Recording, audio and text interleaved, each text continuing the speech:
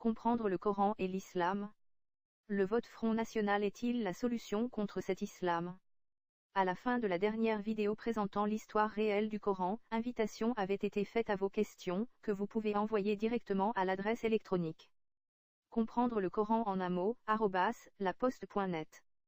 Toute question requiert une réponse. C'est ainsi qu'est apparue cette question, le vote Front National est-il la solution contre cet islam?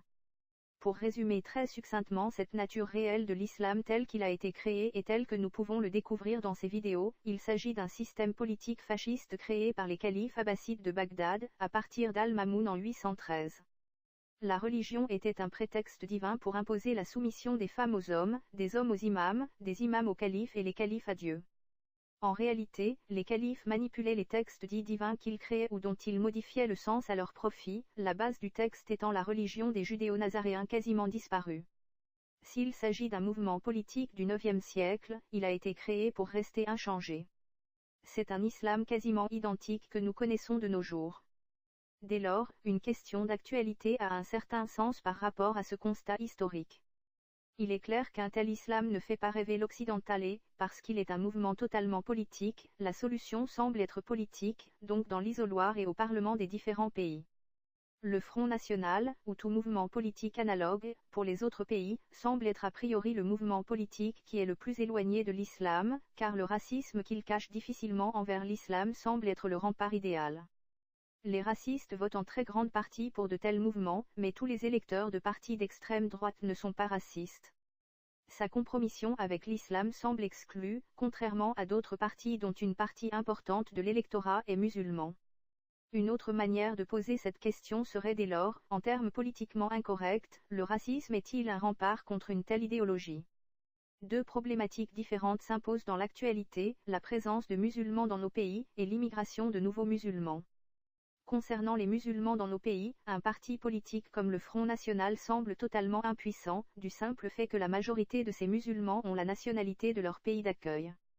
Pour les nouveaux immigrés, la politique de « fermeture des frontières » fonctionne parfaitement au niveau du slogan, mais extrêmement mal dans les faits.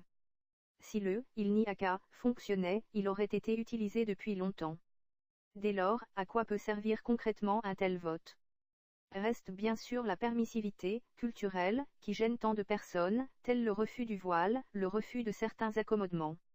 Mais, dans un pays comme la France dans lequel il y a, jour après jour, un accroissement de la distanciation entre ce que la loi permet et la réalité des actes, le monde politique a-t-il encore de fait une emprise réelle sur la vie de la société? Tant que le monde politique n'aura pas pris conscience de la nature réelle de la signification originelle de telles exigences musulmanes, il faut être clair, rien ne pourra changer. Seule la divulgation de la réalité pourra mettre fin à de telles volontés. Et il est même certain que ces volontés à but originel fascistes disparaîtront d'elles-mêmes lorsque cette vérité sera connue. À plusieurs reprises, peu avant les élections présidentielles, un attentat qualifié d'islamiste a eu lieu. Comme les journalistes et commentateurs n'ont strictement rien compris à la nature intrinsèque de l'islam, on attribue généralement la peur comme motivation de ces attentats. Il faut faire peur pour que les électeurs n'aillent pas voter, car l'islam est un ennemi déclaré de la démocratie. Une telle supposition est entièrement fausse. Pour les islamistes, peu importe le pourcentage de votants. Ce qui compte, c'est le résultat des votes. Que veulent les islamistes?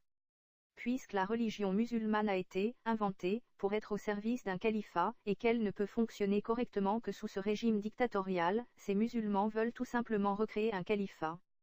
C'était par exemple le but déclaré du parti Islam, créé en Belgique. Quasiment tous les pays dans lesquels l'islam est majoritaire sont peu ou prou des califats. Mais ces musulmans d'Europe n'ont pas la main pour transformer nos pays en califats. Ils sont très loin d'avoir la majorité dans les isoloirs, et, en démocratie, il n'y a aucun autre moyen d'arriver à un tel objectif. Dès lors, quel parti politique, en France, a-t-il sa ligne politique la plus proche d'un califat? Le Coran, dans ses versets abbassides, et la tradition musulmane imposent visiblement une politique raciste qui est à l'extrême droite sur notre échiquier politique. L'obstacle principal d'une telle politique est l'Union européenne, de par tous ses garde-fous démocratiques. Tout parti politique qui a pour ambition de détricoter la structure démocratique européenne devient dès lors un allié des islamistes.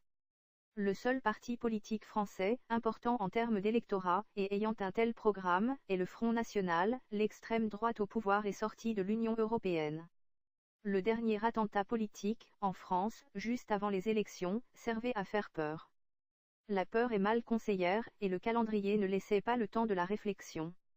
Le but de cet attentat était donc de s'assurer de la présence de la candidate du Front National au second tour. Sans le savoir, en sabordant ses chances lors du débat politique entre les deux tours, la présidente du Front National a probablement évité un nouvel attentat.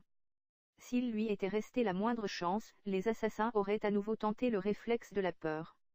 Les musulmans radicaux espèrent arriver à un tel régime qui démantibulerait l'État démocratique. Lors des élections suivantes, le pays ne pouvant qu'être dans le chaos complet, ils espèrent obtenir une petite chance d'établir un califat. Le système serait établi, seul le dictateur devrait être changé. Si, pour un Européen, il s'agit d'un fantasme complet, pour certains musulmans provenant de pays dans lesquels un tel régime politique est normal, il s'agit d'un devoir religieux. Le Front National est donc leur marchepied idéal pour l'obtention d'un califat en Europe. Le système électoral majoritaire est le seul qui rende possible une telle prise de pouvoir, car une très faible majorité relative, face à un émiettement complet de l'électorat, permet d'obtenir une majorité. Que ce parti politique soit raciste envers leur communauté n'a que peu d'importance, car il s'agit simplement d'une étape transitoire. Au contraire, ce racisme visible galvaniserait les électeurs lors des élections suivantes, et le candidat musulman ferait le plein de voix de ses coreligionnaires. Enfin, pour répondre à cette question, le vote Front National est-il la solution contre cet islam? Un ultime élément doit être souligné. De nombreux chrétiens votent ouvertement pour de telles formations politiques. Ce fait est très loin d'être franco-français. En Autriche, pays dans lequel le catholicisme est très puissant, le FPE, ou Parti de la liberté d'Autriche, est quasiment incontournable, et est perçu comme étant un parti comme les autres. En Pologne, il n'est pas bon d'être étranger, particulièrement non européen. L'immigration y est d'ailleurs insignifiante. On pourrait citer d'autres exemples, et des leaders de partis d'extrême droite se disant ouvertement chrétiens. Pour un chrétien, est-il cohérent de voter pour de telles formations politiques? Comme indiqué dans les vidéos principales de présentation de l'histoire positive de l'islam, celle-ci présente un livre dont elle n'aborde que certains de ses chapitres. Dieu, la Bible et le Coran, est-ce compatible? Dans un des chapitres de ce livre est explicitée l'erreur théologique de lecture ou de compréhension des Juifs à l'origine du lectionnaire devenu ultérieurement le Coran. Dans la Genèse, ils ont fait la confusion entre « peuple » et « race ». Les Hébreux étaient un peuple ou une nation, et seule la race humaine existe pour Dieu. Jésus-Christ a d'ailleurs supprimé le « peuple élu » au profit de la race sauvée de la mort, la race humaine ou l'homme. Par cette confusion, ces religieux judéo-nazaréens ont élevé les peuples juifs et arabes au niveau de la race. Le racisme était ainsi né comme hérésie, alors que, pour Dieu, seule la race humaine existe. Ce racisme est aussi à l'origine des attentats musulmans. Dès lors, que l'homme fasse une distinction entre les hommes de par l'origine de leur peuple est contraire à la volonté divine. Le message de Jésus-Christ est on ne peut plus clair. Il nous montre que tout homme, quel que soit son peuple, est appelé à être sauvé. Dès lors, est-il cohérent, en suivant le Christ, d'accepter son message de refus de racisme, et d'agir d'une manière inverse dans l'isoloir? Le vrai chrétien n'est-il pas celui pour lequel chacun des gestes quotidiens vont dans la direction du Christ, que ta volonté soit faite? Plus simplement, tant le fond que la forme des discours de ces candidats d'extrême droite ont la haine comme leitmotiv. Il ne faut pas remonter jusqu'au petit moustachu teigneux pour le remarquer. Peut-on s'affirmer de l'amour et de la haine en même temps?